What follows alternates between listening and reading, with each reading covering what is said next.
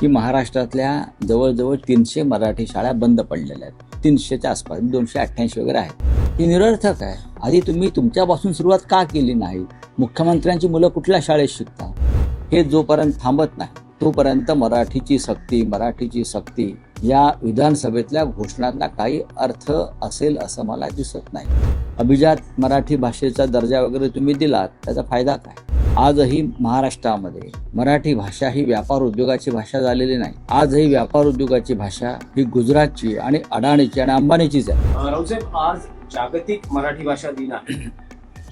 त्यानिमित्त शिवसेना उद्धव बाळासाहेब ठाकरे पक्षाचा काही कार्यक्रम, उद्धव ठाकरे काही मार्गदर्शन करणं अपेक्षित, काय आजचा कार्यक्रमाचं स्वरूप आहे आणि भूमिका काय जागतिक मराठी भाषा दिनाने?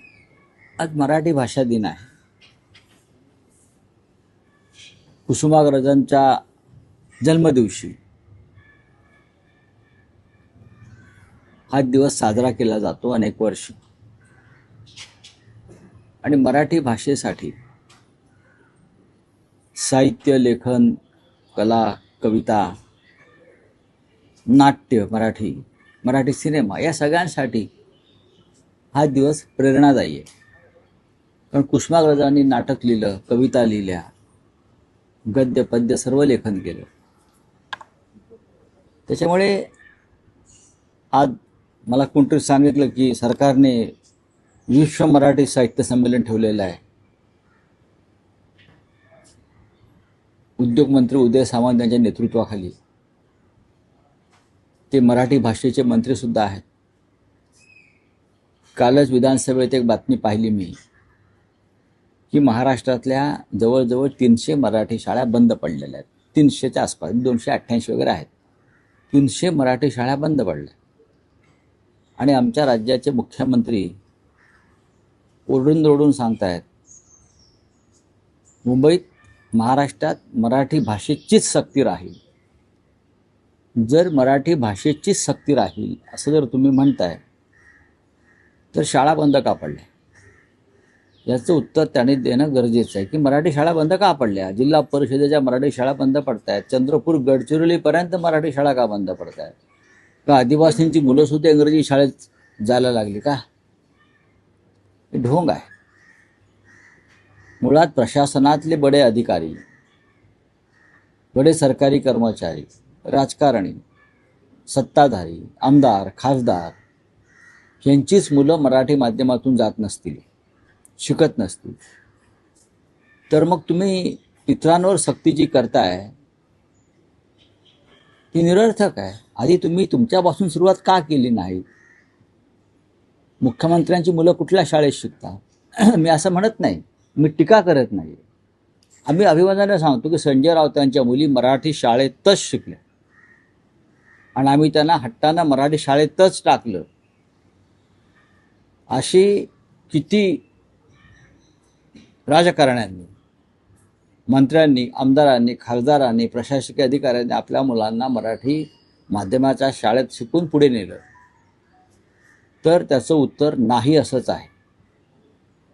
आपण स्वतःच्या घरामध्ये मराठीचं अस्तित्व ठेवायचं नाही आणि मग राज्यकर्ते म्हणून आम्ही मराठीचे ताबूत बडवायचे.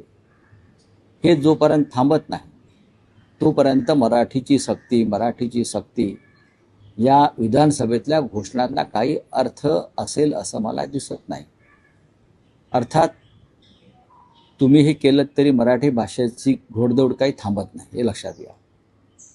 अभिजात मराठी भाषेचा दर्जा वगैरे तुम्ही दिलात, त्याचा फायदा काय? आजही महाराष्ट्रामध्ये मराठी भाषा ही व्यापार उद्योगाची भाषा झालेली नाही. आजही व्यापार उद्योगाची भाषा ही गुजरातची आणि अडाणीची आणि अंबानीचीच आहे. ती जोपर्यंत पाटील, भोसले, कुलकर्णी, बरं का, म्हात्रे, राऊत यांची भाषा होत नाही तोपर्यंत मराठी भाषेची घोडदौड आणि मराठी माणसाची घोडदौड होणार नाही. बाळासाहेब ठाकरेंनी त्यासाठी शिवसेनेची स्थापना केली. बाळासाहेब ठाकरे शिवसेना प्रमुखांनी जी मराठीसाठी जी शिवसेनेची स्थापना केली ती त्यासाठी. राजकारणात आणि प्रशासनामध्ये मराठी भाषा राहिली पाहिजे, तर मराठी माणसांचा मराठी माणूस उद्योग व्यवसायात टिकेल, मराठी माणसाला रोजगार मिळेल, नोकऱ्या मिळतील. आज मराठीशिवाय मुंबईमध्ये सगळ्या नोकऱ्या मिळत आहेत आणि मराठी माणसाला नोकऱ्या मिळत नाहीत. तुम्हाला मराठी येऊ अगर न येऊ, मुंबई महाराष्ट्रात कोणी येतो, पाहुणे जरी असंख्य पोचते मराठी, पाहुण्यांना येऊ द्या, पण पाहुण्यांनी महाराष्ट्राचा मालक होऊ नये, एवढीच अपेक्षा आहे. आणि म्हणून आजचा दिवस फार महत्त्वाचा आहे. प्रत्येक वर्षी असे संकल्प केले जातात. काल महाराष्ट्र नवनिर्माण सेनेचे अध्यक्ष राज ठाकरे यांनी मराठी भाषा दिवसानिमित्त एक ग्रंथ प्रदर्शनाचा कार्यक्रम सुरू केला आहे. उद्या पुढल्या 8 दिवसात हजारो पुस्तकांची विक्री होईल. म्हणजे मराठी वाचक आहे, मराठी लोक वाचतात. आज उद्धव बाळासाहेब ठाकरे यांच्या शिवसेनेच्या नेतृत्वाखाली आजचा कार्यक्रम आहे. सरकारी कार्यक्रम होतो आहे, इतर संस्था मराठीच्या बाबतीत कार्यक्रम करत आहेत. तरीही महाराष्ट्राच्या स्थापनेपासून मराठीचे लढे जे सुरू झाले ते संपत नाहीत. हे दुर्दैव आहे.